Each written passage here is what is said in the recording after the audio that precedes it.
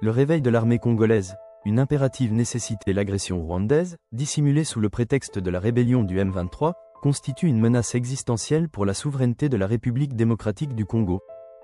Face à cette situation critique, le président de l'Assemblée provinciale de la Tshopo, Dr. Mathéus Kanga Londimo, appelle à une riposte ferme et immédiate. Il plaide pour l'installation du vice-premier ministre et ministre de la Défense, ainsi que du chef d'état-major général des FA, RDC à Kisangani. Cette mesure stratégique vise à renforcer la coordination des opérations militaires et à accélérer la réaction des forces armées congolaises face à l'ennemi. 1. Un réveil impératif de l'armée congolaise. L'histoire récente a démontré que l'absence d'une réaction militaire vigoureuse a souvent conduit à des pertes territoriales et à une insécurité accrue.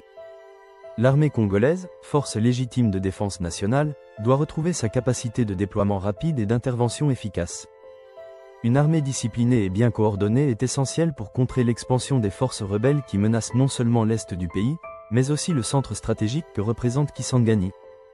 Restaurer la discipline au sein des forces armées de la République démocratique du Congo, FARDC, et améliorer leur organisation interne sont des priorités absolues pour renforcer la défense nationale. Des pays comme Israël, la Corée du Sud, la France et les États-Unis ont su restructurer leur armée pour la rendre plus efficace. Israël, par exemple, a mis en place un système de conscription rigoureux et une formation militaire avancée, ce qui lui permet de réagir immédiatement à toute menace. De son côté, la Corée du Sud, face à la menace constante de son voisin du Nord, a modernisé son armée avec des technologies de pointe et une logistique performante. Les États-Unis et la France, quant à eux, disposent d'une organisation militaire décentralisée, permettant une prise de décision rapide et efficace sur le terrain. Ces exemples doivent inspirer la rez-de-chaussée dans la refonte de son système de défense. 2. L'installation des états-majors avancés au nord, une nécessité opérationnelle. Le choix de Kisangani comme siège des états-majors avancés repose sur des critères stratégiques et logistiques. Située à un point névralgique du pays, la ville permet un contrôle opérationnel optimal sur l'axe Valikal-Kisangani, où la menace rebelle est de plus en plus pressante.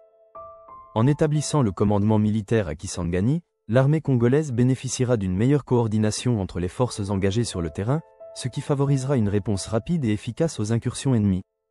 De plus, la présence des plus hautes instances militaires sur place renforcera le moral des troupes et limitera les désordres internes qui ont souvent affaibli les FARDC par le passé. L'expérience militaire française en Afrique et les bases avancées américaines dans des régions stratégiques sont des modèles réussis qui ont permis une intervention rapide en cas de conflit. Une telle approche en République démocratique du Congo permettrait une meilleure anticipation des attaques ennemies et un commandement plus réactif sur le terrain.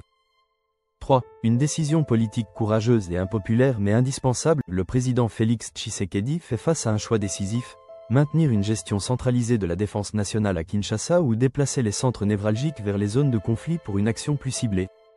Ce choix, bien que politiquement risqué, est essentiel pour la restauration de la souveraineté et de l'intégrité territoriale du pays. En outre, le réveil de l'armée congolaise ne saurait se limiter à des mesures militaires. Il doit s'accompagner d'une restauration de l'ordre dans les rues, d'une réforme en profondeur de la justice sociale et d'un engagement politique fort pour mettre fin à l'impunité des forces rebelles et de leurs complices. L'exemple des forces armées israéliennes, qui combinent discipline, formation rigoureuse et veille constante sur la menace, peut inspirer la République démocratique du Congo à adopter un modèle militaire plus moderne et efficace. L'agression persistante contre la République démocratique du Congo appelle une riposte implacable et bien coordonnée. Le plaidoyer du Dr. Mathéus Kanga Londimo pour l'installation des états-majors avancés à Kisangani est une initiative stratégique cruciale pour la survie de la nation face à la menace du Rwanda et de ses alliés.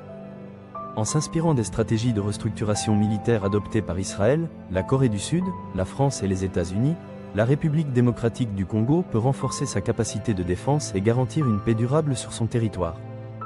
Seul un engagement militaire renforcé, associé à une discipline rigoureuse et une justice restaurée, pourra garantir la stabilité et la paix durable en République démocratique du Congo.